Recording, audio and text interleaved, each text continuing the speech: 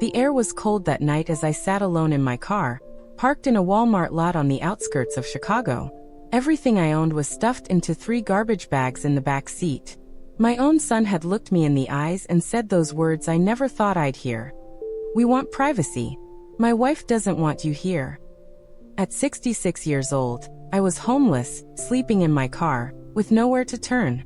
That's when I found it, a small business card tucked away in my wallet for nearly 50 years. The number of the boy who once promised to love me forever. The boy who was now a millionaire. With trembling fingers, I dialed. When he arrived 2 hours later and saw me sitting there, broken and ashamed, he said just 3 words that would change everything. "Come home, Lorraine." My name is Lorraine Hayes. I'm a retired librarian from Plainfield, Illinois, and for most of my 66 years, I lived a quiet, ordinary life. The kind where you can count on tomorrow looking much like today. But on that Tuesday afternoon last spring, everything I knew was swept away in less than 10 minutes. I still remember how normal that day started. I made my tea at exactly 3 o'clock, just like I had done every afternoon since retiring. Earl Grey with just a touch of honey. I set the cup down on the small oak table by the window, the same table Thomas and I bought the year after we married. Thomas has been gone 8 years now. Heart attack. Quick and sudden, the doctor said. As if that was supposed to make it easier. The air felt strange that day. Heavy, like the sky was holding its breath. The local radio station was mumbling something about a storm system tracking northeast. But in Illinois, storms are as common as cornfields. We know to be careful, but we rarely panic. At 3:15, the siren split the air. That long, terrible wail that shakes you right down to your bones. Tornado on the ground, the radio announcer warned, his voice urgent. Moving toward Will County. Plainfield residents, take shelter immediately. My hands were shaking so badly, I could hardly close the windows. I grabbed what I could fit in one small suitcase. The wedding album with Thomas and me smiling in 1976, the watch he wore every day for 30 years, my mother's hand-sewn quilt, and a folder of insurance papers. 40 years of living. And this was all I could carry. I stumbled down into the basement, heart hammering, clutching Thomas's old wool sweater to my chest. The house groaned above me. Wood twisting. Glass exploding. Like the very bones of my home were being ripped apart. The roar came next, deafening like a freight train tearing through my living room. The ground trembled, and I pressed myself into the corner, praying it would hold. And then silence. Not peace, not calm, just the hollow emptiness that follows destruction. When I pushed open the basement door, the world I knew no longer existed. My kitchen table was gone. My roof was gone. Above me, nothing but bruised sky and scattered boards. The rose garden I had tended for 20 years was shredded into brown stems and broken petals. Debris littered every corner like confetti from a cruel celebration. I cried then, for the first time since Thomas's funeral. My body shook as I stood in the ruins of my life, sweater still clutched to my chest. Neighbors hurried over, calling my name, but their own homes were damaged. Their own families huddled together. The Red Cross spoke of shelters, but the thought of sleeping in a crowded gymnasium left me hollow. I needed a family. I needed my son. I borrowed a neighbor's phone and dialed Michael's number, whispering into the receiver with all the hope I had left. "Son, it's Mom. My house is gone." Michael lives in Chicago, about an hour's drive north. He's my only child. After his father died, we drifted apart, slowly at first, then faster, like we were being pulled by different currents. He moved up in the World College, then business school, then a job at some big investment firm. A fancy apartment. A wife named Tessa who sends Christmas cards signed with both their names but never calls. "Of course you can come, Mom," Michael said when I called. His voice sounded tight, like he was talking through a closed door. "Just until you figure things out." The next morning, I drove north on I-55 toward Chicago, my old sedan rattling with every gust of wind. The sky was bright, almost mocking, as if nothing had happened the day before. My suitcase and 3 trash bags of belongings were wedged in the back seat, the smell of wet plaster and mud filling the car. I told myself this was temporary, just until the insurance is processed, just until I could find a small apartment, just until I got back on my feet. Michael lived in River North in one of those modern glass towers that looked like they belonged in a magazine. When I pulled up, the doorman glanced at my battered car and the garbage bags inside with raised eyebrows. He handed me a visitor badge like I was an intruder instead of a mother coming home. Michael opened the door before I knocked. For a moment, my heart lifted. He had Thomas's eyes, that same shade of blue that once made me fall in love. "Mom," he said, stepping aside. His tone was careful, measured, like every word had been rehearsed. The apartment gleamed. White furniture, polished wood floors, art pieces that screamed money but not warmth. And then she appeared. Tessa, 32, sleek ponytail, silk blouse that probably cost more than my monthly pension. She smiled, but her eyes were cold. "Lorraine, how awful is your house?" she said, her gaze flicking to my trash bags on the floor. I sat on the edge of their perfect white sofa, terrified of leaving a stain. "It's just temporary," I explained quickly, "until the insurance comes through. I can help with meals, with laundry. I'll stay out of the way." Michael lowered himself into the armchair opposite me, not beside me. He folded his hands like he was conducting business. "The thing is, Mom," he said slowly, "Tessa and I have been talking. We value our privacy here. This is our sanctuary." I blinked at him, certain I had misheard. "Privacy? Michael, I lost everything yesterday. I don't need space. I need a family." Tessa leaned forward, her voice gentle but firm, "The way you speak to a child. We just think you'd be more comfortable somewhere else. There are excellent extended stay hotels near the Magnificent Mile. Very safe, very clean. They even have kitchenettes." My chest tightened. "And how am I supposed to pay for that? The insurance money won't come for weeks." Michael shifted. "I can give you a few hundred to get started." A few hundred? As if I were a stranger. As if decades of motherhood could be bought out with pocket change. I stood, knees aching, dignity shredded. "So that's it," I whispered. "Your mother doesn't belong in your sanctuary?" Neither of them spoke. The silence was louder than the storm that had destroyed my home. I drove away from River North with my 3 trash bags rattling in the back seat, and my heart heavier than any storm could make it. The city skyline glittered against the night sky, but to me it looked like a wall of glass keeping me out. I had nowhere to go. No family left besides Michael. No close friends nearby. The insurance money wouldn't come for weeks. The Red Cross shelter was full. Hotels cost money I didn't have. So I did the only thing I could. I found a quiet place to park my car. I parked first near Lower Wacker, that dark stretch beneath the streets where delivery trucks roared and shadows lingered. It was hidden enough that no one looked twice at a battered sedan.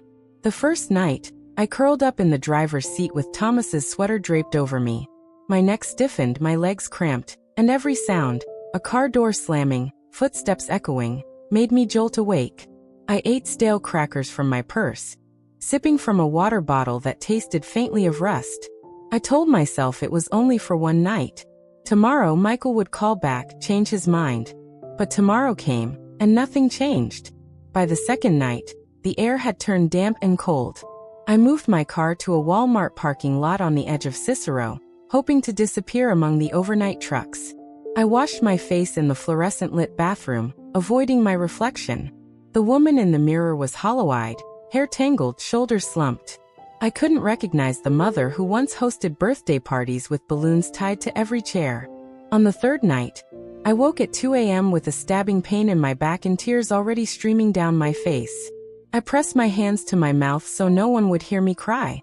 I thought of Michael as a boy, the way he used to clutch my hand crossing the street. The way he begged for one more story before bed. Where had that boy gone? When had he become a man who turned his mother away, when she was desperate for warmth? I rummaged through my purse for an aspirin. That's when I found it. A thin, faded business card tucked between receipts and expired coupons. The edges were soft from years of being carried. The ink smudged but still legible. Adrian Cole. Adrian, my first love. The boy who promised to build me a life beyond Plainfield before college whisked him away. We lost touch, life pulling us in different directions. But I never threw away that card. Somehow, through marriages and funerals and decades of dust, it stayed with me. I stared at the old number printed beneath his name. My hand trembled as I traced the digits, wondering if they still connected to anything at all, wondering if he was even alive. That night, alone in the cold silence of a Walmart lot, I held the card to my chest. For the first time since the tornado, I felt something dangerous. Hope. By the fourth morning, exhaustion had hollowed me out. My body ached from sleeping curled up in the front seat. My stomach cramped from gas station food, and my soul felt scraped raw. I stared at that faded business card in the pale light of dawn, debating with myself like a madwoman. What would I even say? Adrienne. Remember me? I'm homeless now. My pride screamed at me to throw the card away, to keep my last shred of dignity intact. But loneliness is louder than pride, and loneliness was all I had left. My fingers shook as I dialed the number. One ring, two. Then a voice steady, deep, touched with the gravel of age. Cold development. Adrienne speaking. I nearly dropped the phone. After 50 years, I knew that voice instantly. Adrienne, it's Lorraine Hayes. It used to be Lorraine Carter. Silence for a heartbeat. I thought the line had gone dead. Then he whispered my name like it was both a question and a memory. Lorraine. The dam inside me broke. Words tumbled out in a rush. I'm sorry to call you like this. My house in Plainfield was destroyed in the tornado. I tried staying with my son in Chicago, but he didn't. My throat tightened. I don't have anywhere else to go. Where are you? His voice sharpened. No hesitation. No disbelief. Just action. I'm in a Walmart parking lot off Cicero Avenue. Stay there. I'm on my way. Adrienne, you don't have to. Lorraine, he interrupted, firm but gentle. I've been waiting 50 years for this call. Please let me come. 2 hours later, I sat in my car watching every vehicle that turned into the lot. My heart was pounding so hard it hurt. Then a silver SUV rolled in slowly, windows tinted, moving like the driver was searching. The engine cut off, the door opened, and there he was. Adrienne Cole. His hair was silver now, cropped neatly, his shoulders broad and solid. Time had carved lines around his eyes. But when those storm gray eyes met mine through the windshield, the years collapsed like they had never existed. He walked to my car, his stride confident but unhurried. He tapped on the glass, and when I rolled down the window, he smiled, soft, familiar, devastating. Hello, Lorraine. My throat closed, words lost. I wanted to apologize for my wrinkled clothes, my unwashed hair, the smell of loss clinging to me. But before I could, he leaned closer. You look beautiful, he said. The tears came, unstoppable right there in a Walmart lot. I broke down in sobs I hadn't allowed myself in years. Adrienne didn't flinch. He opened my door, helped me stand, and folded me into his arms. Come home, he whispered against my hair. Let me take care of you. Those 3 words, come home, Lorraine, changed everything. At that moment, I wasn't a homeless widow sleeping in her car. I was a woman being offered shelter by someone who saw me, really saw me, for the first time in years. The drive north felt like entering another world. The city's gray concrete softened into quiet streets lined with tall maples turning gold. Adrienne's SUV wound through Lakeview, finally stopping in front of a stone house that seemed to rise from the earth itself. It wasn't gaudy like the glass towers downtown. It was dignified, built of timber and limestone, with wide windows catching the afternoon light, and a porch that wrapped around like open arms. I stepped out slowly, afraid my ruined shoes would stain the cobblestone drive. Adrienne unloaded my 3 trash bags and the dented suitcase as if they were treasures. He carried Thomas's old sweater under one arm like it belonged there. Inside, the house was warm in a way money can't always buy. Hardwood floors gleamed honey brown. Books filled shelves that stretched to the ceiling. Photographs dotted the walls, not glossy portraits, but snapshots of communities rebuilt. Ribbon cuttings at schools and workers smiling in front of new homes. This is your company? I asked, touching a framed newspaper clipping. Coal redevelopment brings hope to Joliet families. He nodded. Started with one small project after a flood in '85. Grew bigger than I ever imagined. But it always came back to one thing, helping people find home again. His eyes found mine. Maybe I built all this waiting for you to walk through the door. We sat at a long oak table in his kitchen, sunlight spilling across polished counters. He grilled chicken with the ease of a man used to fending for himself. I hadn't had a real meal in days. When he set the plate in front of me, the smell alone made me cry. I shouldn't have called, I said softly between bites. I didn't want to be a burden. Lorraine, he said, his voice steady. You could never be a burden. You're the only unfinished chapter of my life. I looked down at my wrinkled hands, ashamed of the years etched into them. I'm not the girl you remember. He reached across the table, covered my hand with his. No, you're better. You're real. You've lived. You've survived. And you're still standing. Something inside me shifted. For the first time since the tornado, I felt more than just loss. I felt the possibility. When I rose to leave the kitchen, thanking him awkwardly, he stopped me in the hallway. Stay here, he said. As long as you need.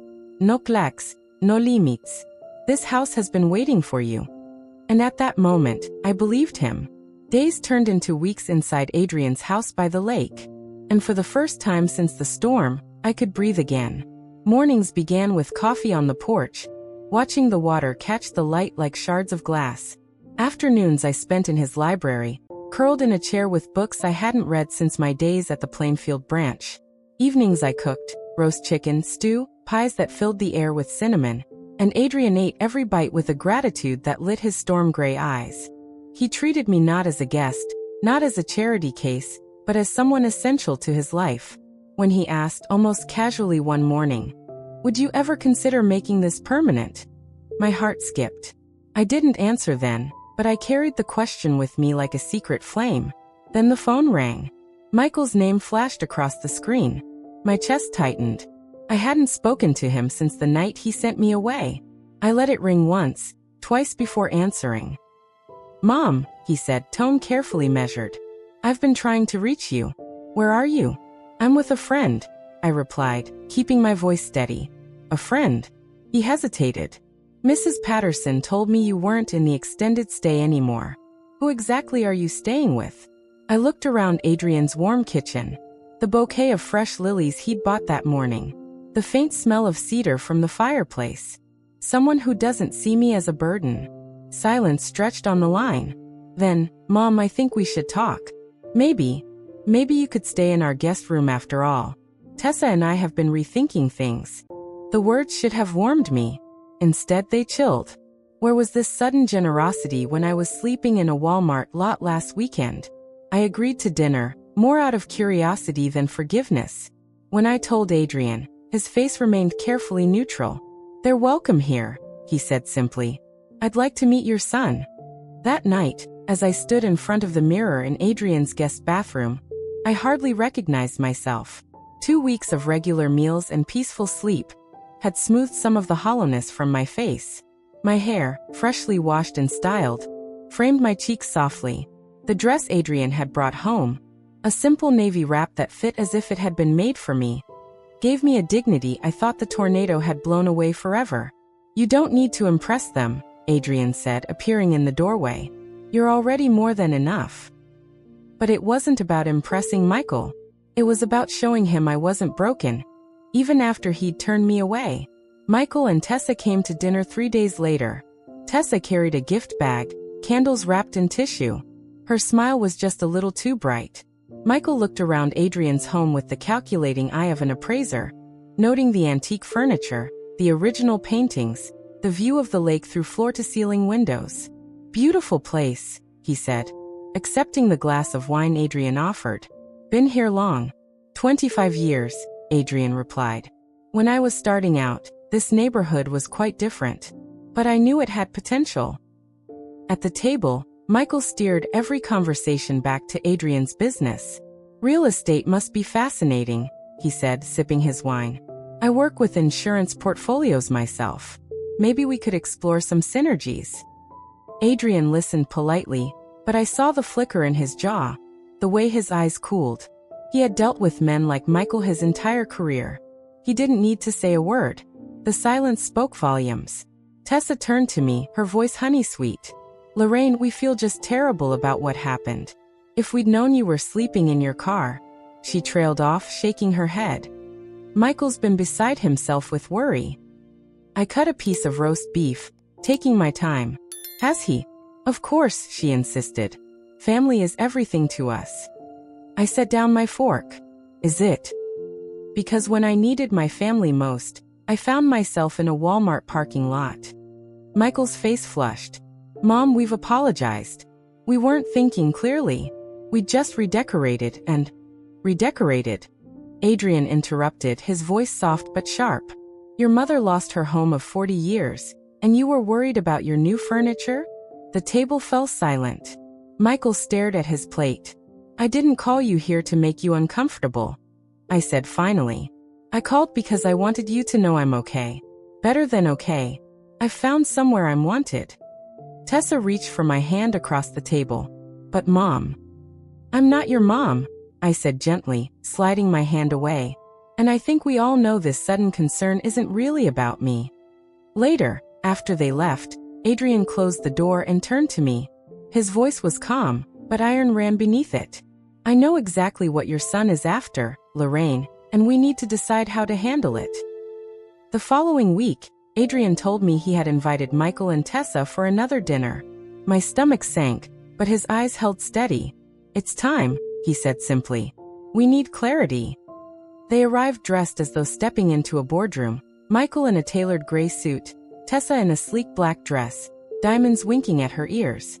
She handed me another gift bag, this time with gourmet chocolates. Just a small token, she said with sugary sweetness. I set it aside unopened. We ate Adrian's roast beef in heavy silence. Michael tried small talk about traffic on the Kennedy Expressway, about Chicago's real estate boom, but Adrian gave him nothing more than polite nods. When dessert plates were cleared, Adrian folded his hands on the table and spoke. I want to discuss Lorraine, he said evenly, and the way you've treated her. Michael's shoulders stiffened. I don't understand. You do, Adrian cut in, voice calm but unyielding. When she lost everything in Plainfield, she came to you, her own son, and you turned her away. Tessa's smile faltered. Michael flushed. We thought it would be better. Better for whom? Adrian's eyes sharpened. Certainly not for Lorraine. She slept in her car while you enjoyed your sanctuary. The silence was suffocating. I felt my pulse in my throat. But for once, I didn't interrupt. I wanted to hear him say it all. Adrian leaned back slightly, his presence filling the room. Now suddenly your interest in her well-being has returned. You ask about my business, my assets, my future. Let me be very clear. Lorraine doesn't need your approval, your conditions, or your protection. What she needs is love. And if you can't offer that, then you have no place here. Michael's voice rose, tinged with anger. Are you saying I don't care about my own mother? Adrian's reply was soft but devastating. I'm saying you care more about what you think she might inherit than about her happiness. That isn't love, Michael. That's opportunism. Tessa shifted uncomfortably, eyes darting between us. We never meant, she began. I finally spoke, my voice breaking but clear. The night of the tornado, I needed a son. You chose yourself. That's something I will never forget. The words hung heavy in the air. Michael's face twisted, torn between shame and fury. He shoved back his chair, muttering something about being insulted, and stormed toward the door. Tessa followed, her heels clicking like gunshots across the tile. When the door slammed shut, the house was still again. And then my phone buzzed. A message from the Land Trust office in Plainfield. The subject line read, Redevelopment Notice. The message on my phone made my hands tremble. It was from the Plainfield Land Trust office. Redevelopment approved. Priority granted to displaced residents. Project overseen by Coal Redevelopment. I turned to Adrian, confusion and awe washing over me. You didn't tell me. He met my eyes, calm but tender. I didn't want you to think this was a pity. My firm won the bid fairly, but I made sure the plan honored the families who lost everything. That includes you, Lorraine. Your right to return is protected. Tears blurred my vision. The same man who had once promised me the world as a teenage boy was now giving me back a future I thought the tornado had erased. Why would you do that for me? I whispered. Adrian crossed the room, taking my hands in his. Lorraine, I never stopped loving you. Not when you married Thomas. Not when I built this company. Not even when I thought I'd never see you again. He smiled, the lines around his eyes deepening. Some hearts don't know how to forget. That night, sitting on Adrian's porch overlooking the lake, I felt something shift inside me. Like a door long closed was finally opening. What happens now? I asked, my voice soft in the evening air. Adrian took my hand, his fingers warm against mine. Whatever you want to happen. Your house in Plainfield will be rebuilt better, stronger. You can go home again. He paused, his eyes finding mine. Or you could stay here. With me. As what? I asked, hardly daring to breathe. As my wife, he said simply. If you'll have me. The words hung between us, fragile and enormous. Adrian, I'm 66 years old. I'm a widow with wrinkles and gray hair and bad knees. He laughed, the sound warm and real. And I'm 68 with a bad back and thinning hair. We're not teenagers anymore, Lorraine. Thank God for that. We're better now, we know who we are. We know what matters. I looked out at the water, silver in the moonlight. I loved Thomas, I said quietly. Very much. I know you did. Adrian's voice was gentle. I wouldn't want to love a woman who couldn't love deeply. Thomas was a lucky man. And if you'll let me, I'd like to be lucky too. For whatever time we have left. I turned to him then, seeing not just the successful businessman or the boy I'd once loved, but the man who had waited. The man who had opened his door when my own son had closed his. Yes, I said, and the word felt like coming home. Yes, I'll marry you. 6 months later, on a crisp October morning, I stood in Adrian's backyard overlooking Lake Michigan. The garden was ablaze with autumn colors, crimson maples framing rows of white chairs. There was no grand choir, no cathedral, no crowd to impress, just a handful of people who mattered. Maria the housekeeper. Thomas, Adrian's longtime business partner. A minister Adrian had known since college. I wore a simple navy dress. Adrian wore a charcoal suit, his silver hair gleaming in the sunlight. When he took my hands, I felt 17 again, standing at the quarry with the boy who swore he'd come back for me. We exchanged vows with quiet voices. And when the minister pronounced us husband and wife, Adrian kissed me gently, reverently, like time itself had been waiting for this moment. Michael came alone. He stood awkwardly at the back, watching with an expression I couldn't read. Afterward, he approached, shifting from foot to foot like a boy again. Mom, he said, voice rough. I'm sorry. For everything. I touched his arm. I forgive you, I said softly. But forgiveness doesn't erase consequences. Love me because I'm your mother, not because of what you think I have. He nodded, eyes downcast. For once, there was no argument, just silence. And maybe, just maybe, the beginning of something real. That night, Adrian and I sat on the porch, the lake glittering beneath the stars. I leaned against him, feeling his steady warmth, and spoke to myself as much as to him. The tornado took my house, my furniture, my rose garden, but it also stripped away illusions.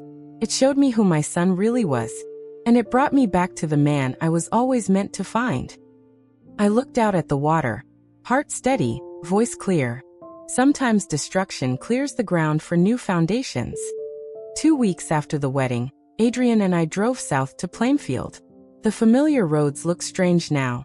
Some areas untouched, others transformed by the tornado's path. As we turned onto my street, my breath caught. Where my house had once stood was now a construction site. Workers moved across the lot, framing walls, laying pipes. A foundation, stronger than the original, stretched across the ground. And in the midst of it all stood a young woman with a clipboard, directing the crew with confident gestures. That's Jessica, Adrian said as we parked.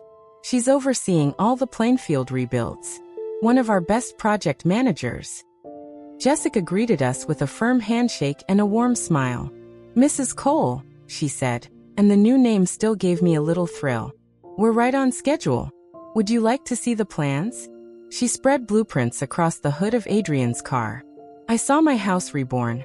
The same basic layout but with stronger materials, better insulation, wider doorways that would accommodate my aging knees. We saved what we could, Jessica said, leading us to a storage container at the edge of the lot. Inside were pieces of my old life. The oak table that had survived, somehow still intact. The stained glass lamp from my reading corner. The stone bird bath from the garden. "We thought you might want to incorporate these into the new house," she explained. "Continuity matters." I touched the old oak table, running my fingers along the familiar grain. "Yes," I said softly. "It does." As we walked the property, I could see my neighbors' homes in various stages of rebirth. Some were nearly finished, others just beginning. Workers called greetings, pausing in their tasks to wave. "They know you," I said to Adrian, surprised. He shook his head. "They know you. The librarian who read to their children. The widow who never missed a community meeting. They're rebuilding your house first, because they voted for it." Tears pricked my eyes. I had thought the tornado took my community along with my house. But here it was, rising from the rubble, stronger than before. That evening, we sat in a small cafe in downtown Plainfield. The place had been damaged in the storm but was now restored, pictures of before and after, hanging proudly on the walls. The owner, Martha, brought us coffee without asking, remembering how I took it even after months away. "When will you be moving back?" she asked, sliding into the booth across from us. I glanced at Adrian, feeling a sudden uncertainty. We hadn't discussed this. Whether I would return to Plainfield or stay in Chicago. "I'm not sure," I said slowly. "The house won't be ready for months." "Actually," Adrian said, covering my hand with his, "we've been talking about dividing our time. Winters by the lake, summers here in Plainfield." I stared at him, surprised. This was the first I'd heard of such a plan. "We have?" I asked. His eyes twinkled. "I thought we might. Best of both worlds. And I can work from anywhere these days." Martha beamed. "That sounds perfect. We miss you, Lorraine. The library hasn't been the same." After she left, I turned to Adrian. "You'd do that? Split your time between here and Chicago?" He sipped his coffee, considering. "Lorraine, at our age, what matters most is being where you're happy. If that means 2 homes, so be it. I spent 40 years building things. Now I want to build a life with you, wherever that takes us." Driving back to Chicago that night, I watched the familiar landscape of central Illinois give way to the sprawling suburbs and finally the glittering skyline. 2 worlds, both now mine. "I need to see Michael before we leave tomorrow," I said suddenly. Adrian nodded, unsurprised. "I thought you might." The next morning, I went alone to Michael's glass tower.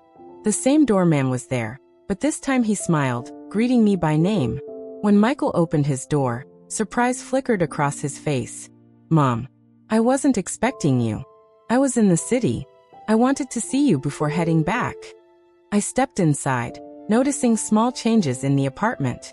A family photo, one from my wedding to Adrian, now sat on the mantel. Books that hadn't been there before filled a small shelf. "Where's Tessa?"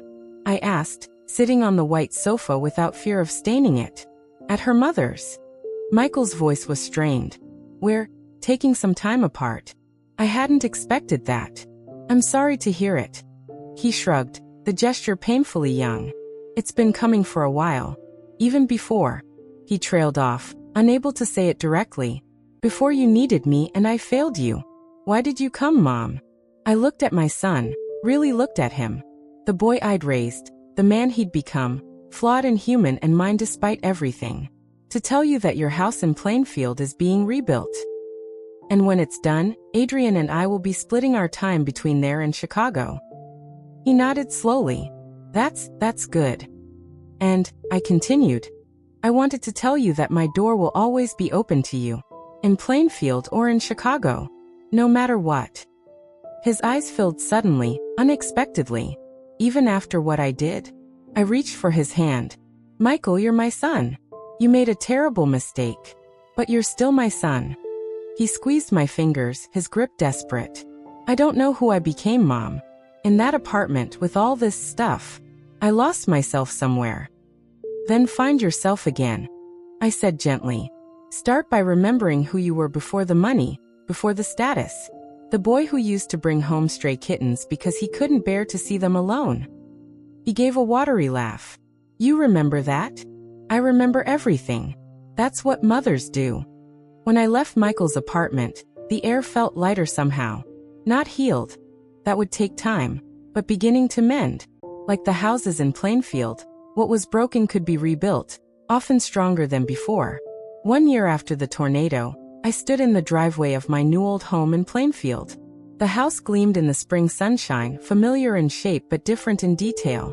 Wider windows, a deeper porch, a garden already sprouting with the rose bushes Adrian had helped me plant. "Ready?" he asked, carrying the last box from the car. I nodded, taking his arm as we walked up the path. Inside, the house welcomed us, the layout familiar but improved. The old oak table stood in the dining room, polished to a warm glow. Thomas's photographs hung in the hallway alongside new ones. Adrian and me on our wedding day, standing beneath autumn maples.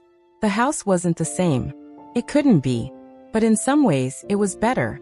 Weatherproofed against future storms, insulated against the cold, designed for aging knees and hips that didn't work quite as well as they once had. Like me, it had been broken and rebuilt. Different but whole. That evening, neighbors streamed in and out, bringing casseroles and flowers and welcomes. Mrs. Patterson from next door, whose own home had only recently been completed. The Murphys from down the street, their twins now taller than I remembered. Martha from the cafe, bearing a chocolate cake with "Welcome Home," written in blue icing. And Michael, standing awkwardly on the porch until I pulled him inside. He'd started therapy, he told me later that night.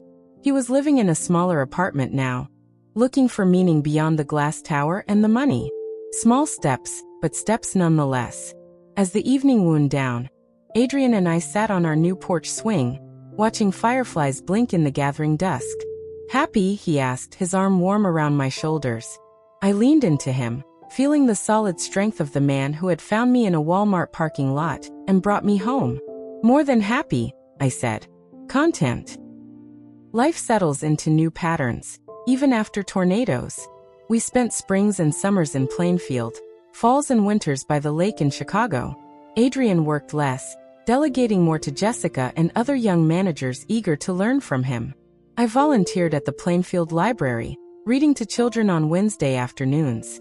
Sometimes, when the light hit just right, I could almost see Thomas sitting in the back row, smiling as he used to do when I read to Michael.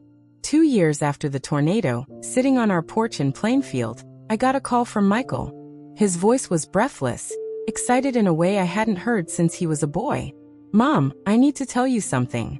I'm moving to Plainfield." I nearly dropped the phone. "You're what?" "I've been thinking about it for months. The firm is letting me work remotely 3 days a week. I found a small house just a few blocks from you. It needs work, but..." He paused. "I want to come home, Mom." After we hung up, I told Adrian the news, still stunned. "Are you surprised?" he asked, smiling that knowing smile. He's been finding his way back for a while now. 3 months later, I stood in Michael's new home. A small bungalow with good bones but peeling paint and outdated fixtures. He walked me through excitedly, pointing out what he planned to change, what he hoped to keep. "I need to learn how to fix things," he said, running a hand along a cracked windowsill. "Really fix things with my hands." Adrian offered to help, and to my surprise, Michael accepted.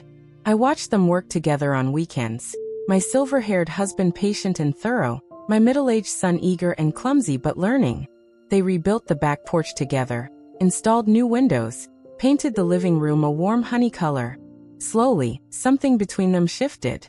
Not friendship exactly, not at first. But respect. Understanding. A shared purpose that had nothing to do with money or status, or even me.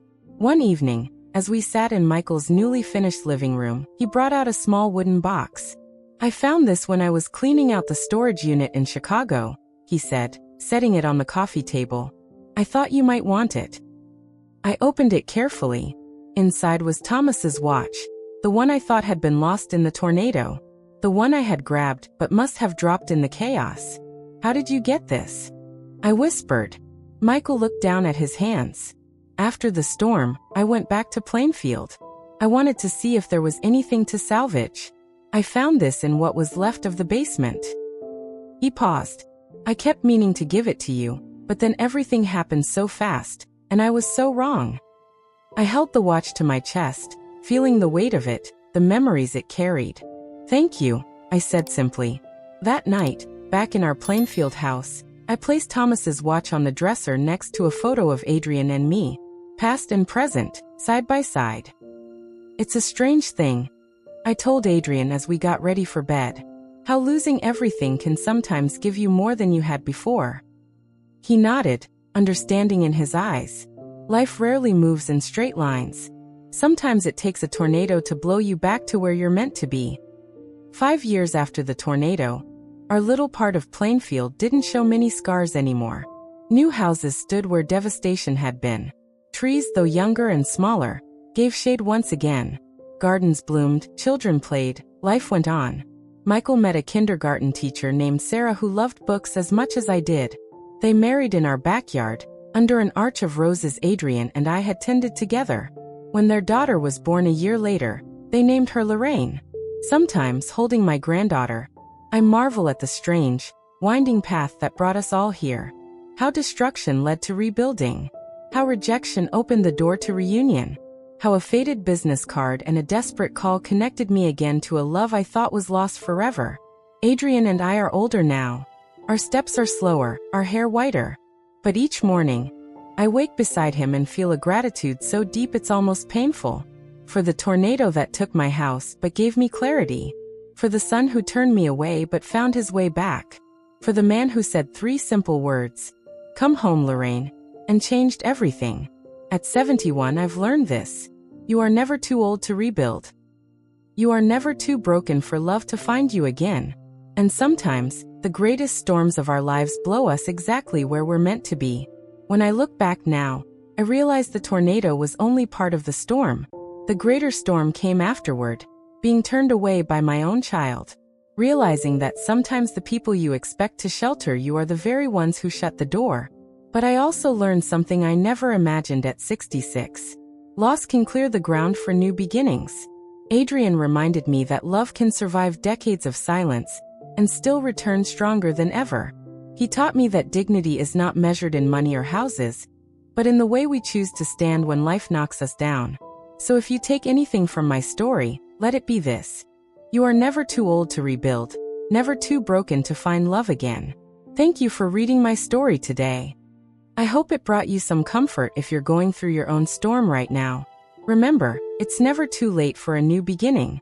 If you enjoyed this video, please hit that like button and subscribe to our channel for more real-life stories of resilience and hope. Share this video with someone who might need to hear that they too can rebuild after loss. In the comments below, I'd love to hear your thoughts. Have you ever had to start over? What helped you find your strength? And where are you watching from today? Until next time, this is Lorraine Hayes Cole, reminding you that sometimes the end of one chapter is just the beginning of a better one. At Virtuous Stories, we love you.